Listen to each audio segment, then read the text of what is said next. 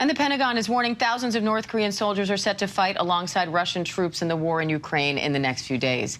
The U.S. is calling the moves by North Korea and Russia dangerous, reckless, and destabilizing escalation. ABC's Patrick Reevell is following that story from London. Patrick, what's the latest on these North Korean troops and their movement in Ukraine?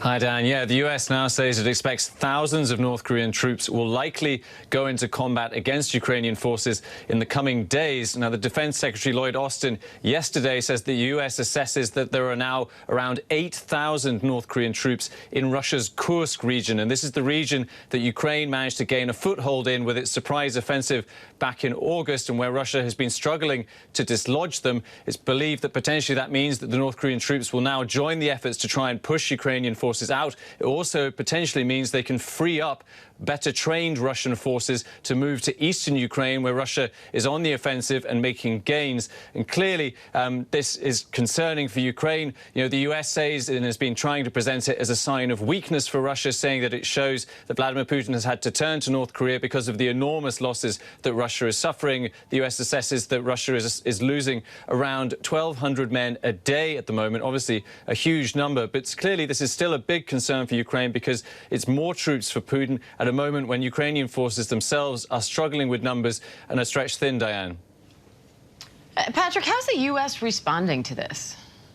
I think that's a very good question, and the US and other Western countries have been getting some criticism inside Ukraine for what is seen as quite a muted response so far to this deployment, this very dramatic and pretty major development of North Korean troops entering the war. I think the big question, though, really, that people are focusing on right now is what is South Korea's reaction going to be, because we know from South Korean officials that they're very concerned about this development, and they've said that they're even considering potentially sending military equipment and military aid directly to Ukraine, which would be significant. South Korea has very large stockpiles of ammunition and advanced weapons because of its own preparations to defend itself against North Korea. I think the question now is whether South Korea will do that. They have a lot of opposition to that inside their parliament as well. But clearly, this is an ongoing and developing situation that we'll be keeping a close eye on, Diane.